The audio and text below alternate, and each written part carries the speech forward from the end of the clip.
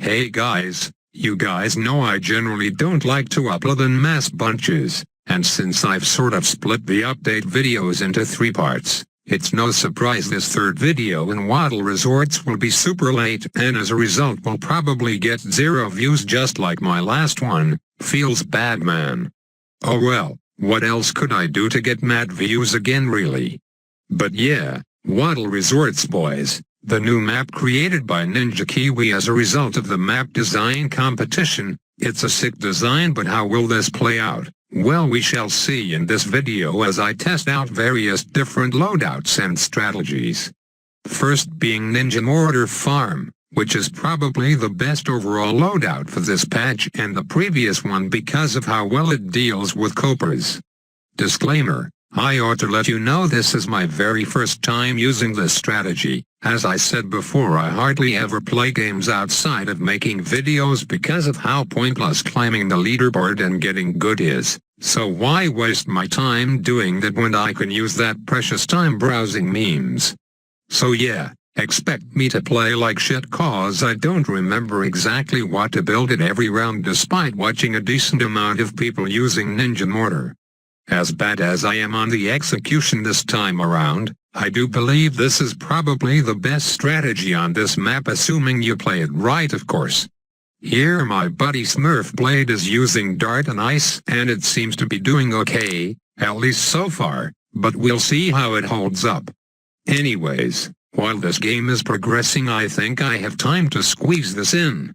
So in the patch update, Ninja Kiwi buffed the ground 0 to do 400 damage instead of 350, but did they really?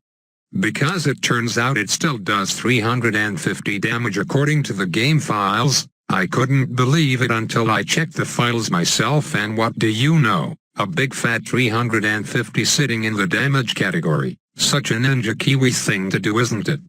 It would have been pretty funny in my opinion if Ninja Kiwi planned to buff the ground 0 to do more than 400 damage. Then more people would start the using Monkey Ace again, claiming how good they are now without realizing the damage wasn't increased at all. Literal bamboozle effect right there. So back to the farm versus farm match. Because I played this game pretty poorly, Smurf will be the first to get a factory up. Rip me.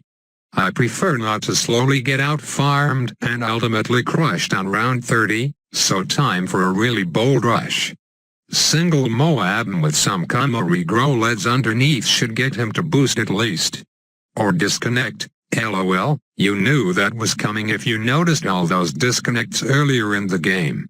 But apparently on Smurfblade's side he didn't actually disconnect, rather the game played out as normal and he ended up dying to the Moab mice end, so there's that for you to imagine how it played out in your head.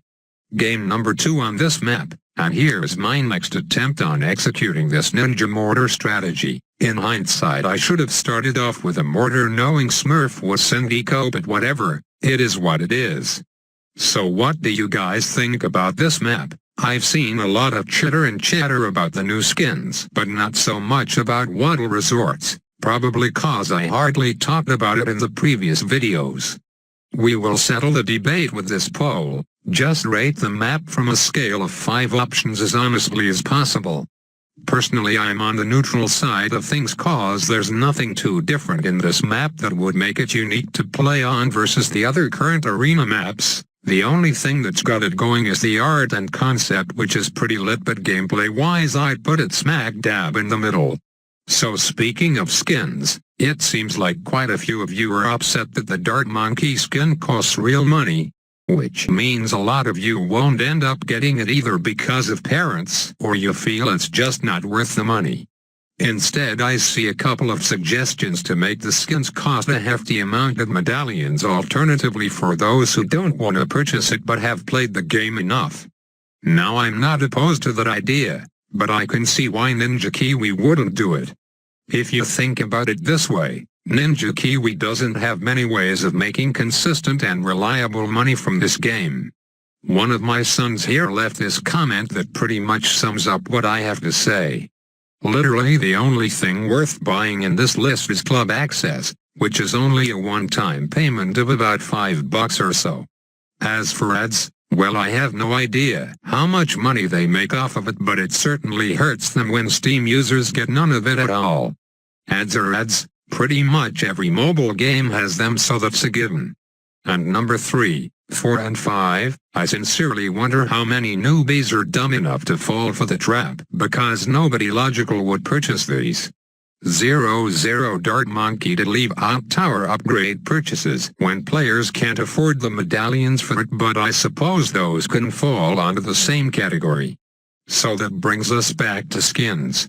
I realize skins are also a one-time thing, but unlike Club Access you can make multiple versions of skins. After all, there's about 20 different towers, and you can make more than one for each tower.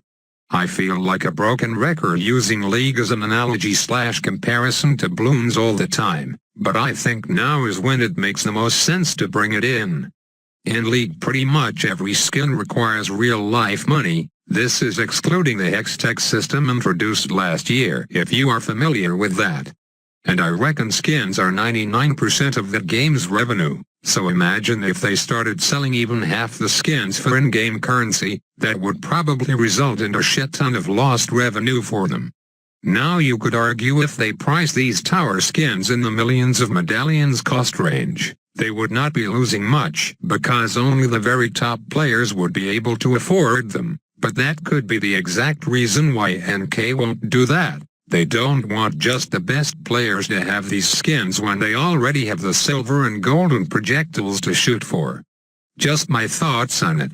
Personally, I think it would be a fair compromise if they do that for some of the skins, cause it'll make the few top players happy, while everyone else can purchase it normally for the regular price.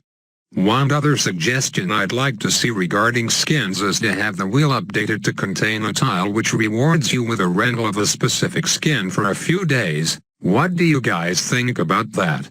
Obviously the tile won't show if you own all the skins, or that skin in particular, but it could potentially draw in some income, where people can test out the skins, and if they like it, there's a chance they would end up purchasing it. You heard it here first. If that feature actually ends up into the game, then someone in this comment section owes me a beer. Alright, so that was a really long off-topic segment. Apologies for hardly spending any time on the gameplay and strategy if that's what you came here for. So right now I'm trying out the All Might Cobra strategy on this map, while Smurf uses the buff Dart and Farm, but even then it does still look like Cobra's reign supreme. However, it's just one game, and I can say for certainty that it won't work as well on this map, cause the optimal mortar spot for removing combos is all the way down there, but you don't want it there a lot of the time, or else your cluster bomb will fuck shit up. Too bad Smurf didn't capitalize on that weakness, or else I'd be in a pretty tough spot. Instead, I'm just watching the screen as Smurf Blade dies to this massive Bloon mayhem. I guess you'll still have some issues even with a decent eco and a 4th tier farm up. Okay, one last game. This time I'm going to attempt something pretty bold. What happens if I swap out bomb for boat in this Cobra setup? Probably a bad choice, but hey, with the boat buffs I gotta see if this will work, mostly in the early game. Past round 20 is going to be trouble, since I can only place a max of 5 boats in the tiny pond. I just really want to see how much I can get away with using destroyers as the main defense. So yeah, that wraps up the 4.3 update in its entirety. Only took me 5 days to get through it all. And I know there is some discussion going around on these so-called leaks from the update, but I won't talk about that here for reasons you do not need to know. Have a resorted day, and remember to like, sub and bell if you haven't.